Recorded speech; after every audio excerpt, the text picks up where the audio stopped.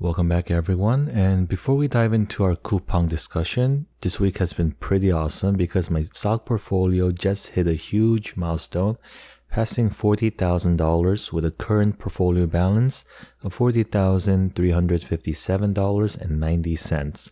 And the crazy part is, it only was a couple months ago, back on February 16th, when I celebrated my portfolio passing $30,000. And it feels surreal seeing a number 4 in front of my total portfolio balance. And sure, right now my portfolio is up more based on my deposits than stock gains, but still, I'm super excited with each milestone that I pass, and I'm somewhat hopeful to hit the $50,000 mark before the end of the year.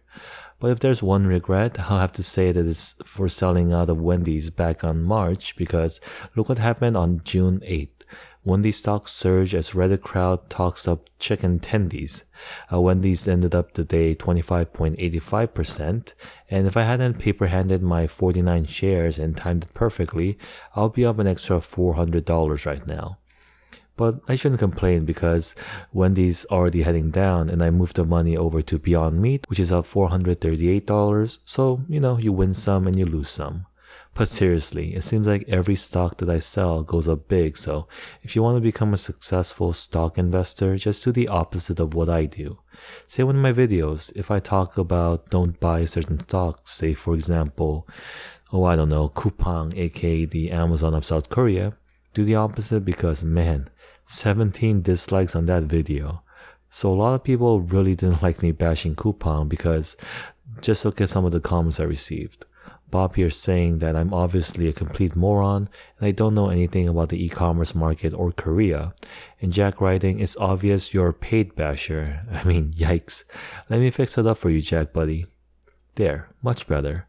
Or more recently, I received this comment from Grey Pimps saying that Bill Gates just bought millions of shares. And he's right. The Gates Foundation exits Apple and Twitter and adds Coupang, and if you go to their official 13F filing, you see that they bought 5.7 million shares at an average cost for $49.35. And not sure if they bought all at once or averaged in, but based on the share price, the average one, they could have easily bought right here on March 31st when it was trading at $49.35. So yeah, Bill Gates, he did buy millions of shares, but his Coupang position is currently down 22.61%, so it looks like listening to my video when it came out was a better deal. And if you haven't seen that video, I basically give 16 or so reasons why Coupang is a bad investment. But today, I'm going to give you a few more reasons why you should stay away from Coupang. Now, don't get me wrong, I'm Korean, I love Korea, and according to this article, South Korea is home to one of the only 2 seed vaults in the world, where seeds of nearly 5,000 wild plant species are stored for safekeeping against climate change, natural disaster, and war. So, there's a lot to love about Korea. But what I don't love is how Coupang's entire business is currently based only in South Korea, that has a declining population and increasing household debt. South Korea's population, it fell for the first time this year, and by 2050, the United Nations, they estimate that the Koreans' share of elderly people will become the largest of any country.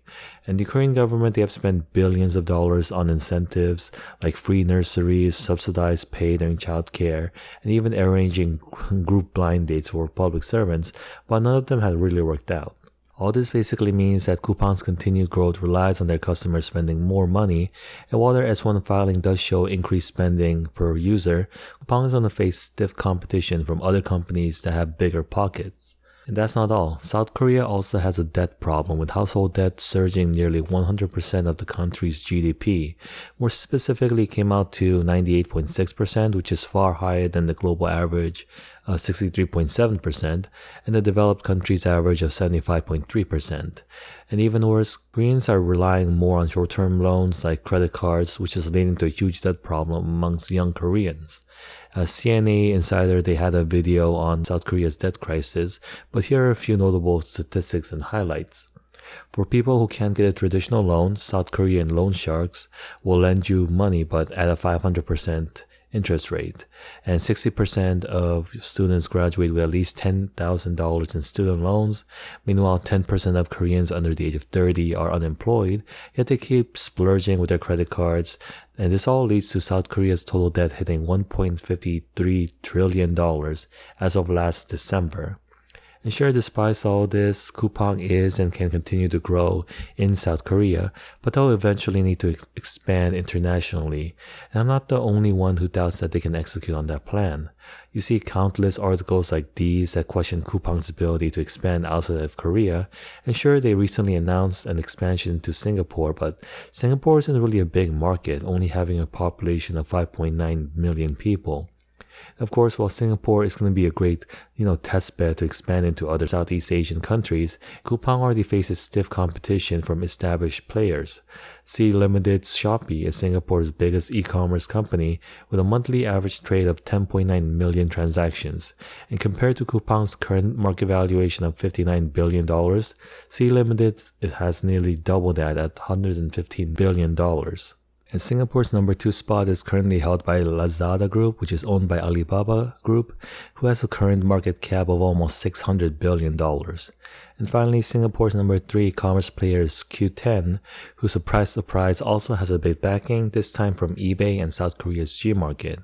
And Gmarket, if you remember from my previous video, they own these 3 South Korean e-commerce companies that have a combined market share of 46.4% compared to Coupang's 24.6%.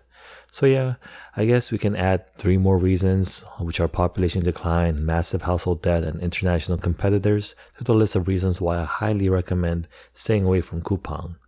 Can Coupang write an underdog story? Sure.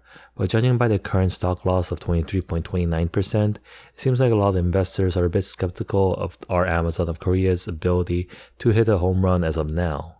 But yet again, I'm just a random paid basher on YouTube, so what do I know? In any case, if you made it this far, thumbs if you liked it and subs if you loved it. And also check out the link below to claim your free $30 when you sign up for M1 Finance.